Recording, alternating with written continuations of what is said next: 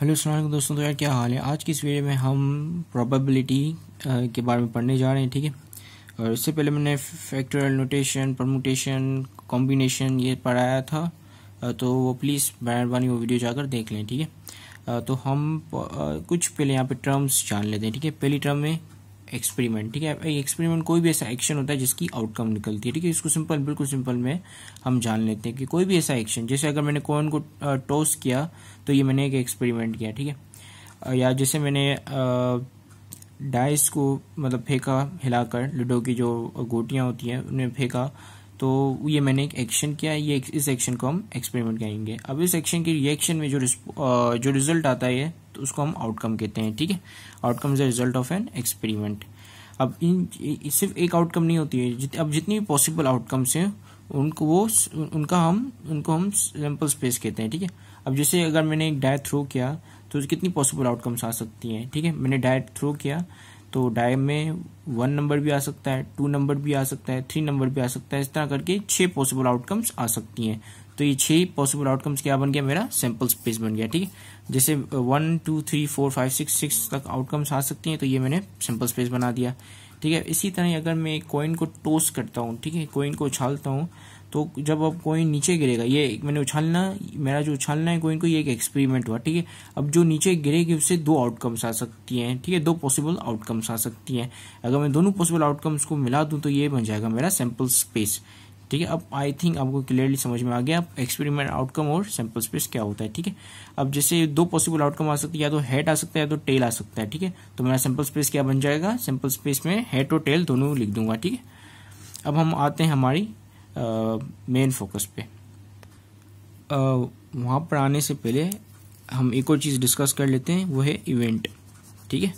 अब इवेंट क्या होता है, ये सबसेट ऑफ सिंपल स्पेस होता है। जैसे अगर इवेंट क्या कहते हैं, इवेंट में जैसे हमें 6 और 5 डालना है तो हम इवेंट में 6 और 5 डाल सकते हैं, ठीक है। So there is the subset of sample space. अब भाई इस इवेंट की भी टाइप्स होती हैं, ठीक है। ऐसा इवेंट जिसके अंदर सिर्फ एक ही आउटकम हो तो उसको हम कहेंगे सैंपल इवेंट, या ऐसा इवेंट जिसके अंदर मोर देन 1 यानी कि 2 से 1 से ज़्यादा आउटकम हो उसको हम कहेंगे कंपाउंड इवेंट। अब ऐसा इवेंट जिसके अंदर कोई भी आउटकम ना हो उसको हम कहेंगे नल इवेंट या इम्पॉसिबल इवेंट, ठीक है। और ऐसा इवेंट जो कि सारी पॉसिबल आउटकम कंटेन करता है उसको हम कहेंगे श्योर इवेंट या सर्टन इवेंट, ठीक है। तो अब ये है हमारी प्रोबेबिलिटी थ्योरी का फॉर्मूला, ठीक है, जिस फॉर्मूले से हम प्रोबेबिलिटी निकालते हैं, ठीक है। प्रोबेबिलिटी होती क्या है, ठीक है। प्रोबेबिलिटी बेसिकली चांसेस होते हैं कि भाई ये चीज़ आने के कितने चांसेस हैं, ठीक है। अगर फॉर एग्जांपल अगर मैं एक कॉइन टॉस करूं तो एक इवन नंबर आने के कितने चांसेस हैं, ठीक है। तो वो चांसेस प्रोबेबिलिटी थ्योरी बताती है, ठीक है। प्रोबेबिलिटी थ्योरी बेसिकली एक फॉर्मूला है जो कि नंबर ऑफ आउटकम्स ऑफ ए, यानी कि जितने आउटकम्स हैं ए की उनको आप डिवाइड कर देते हो number of outcomes in sample space, कितने आउटकम्स हैं सैंपल स्पेस से, ठीक है। तो अब इसके हम जो क्वेश्चन करने वाले हैं वो सब सैंपल इवेंट कंटेन करते हैं, ठीक है। सैंपल इवेंट्स के क्वेश्चन करने वाले हैं। अब सैंपल इवेंट होता है क्या, जिसमें एक आउटकम हो, ठीक है। यानी कि क्या प्रोबेबिलिटी है 6 आने की। अगर एक एक डाई में फेंकता हूँ तो क्या प्रोबेबिलिटी है 6 आने की। अगर मैं एक डाई फेंकता हूँ तो क्या प्रोबेबिलिटी है इवन नंबर आने की। या अगर मैं एक कॉइन टॉस करता हूँ तो क्या प्रोबेबिलिटी है हिट आने की, ठीक है।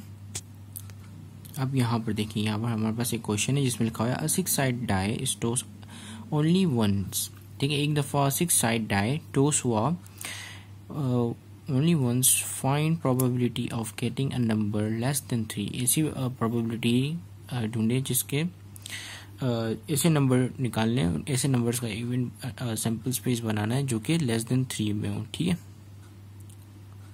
इवेंट बनाना है, ठीक है। इवेंट ऑफ ए यानी कि आउटकम्स, ठीक है। इवेंट में हम क्या कहते हैं, नंबर ऑफ आउटकम्स डालते हैं, ठीक है।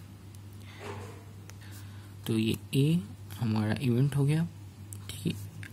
इसमें कितने आउटकम्स डालेंगे, नंबर लेस देन 3 कितने होते हैं, 1 और 2, ठीक है।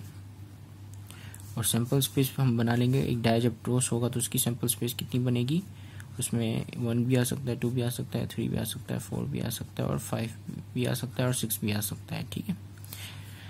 इतनी सारी पॉसिबल आउटकम्स हैं, ठीक है। लेकिन हमें ढूंढनी है जो लेस देन 3 में हो, तो हमारा इवेंट क्या है 1 और 2, ठीक है।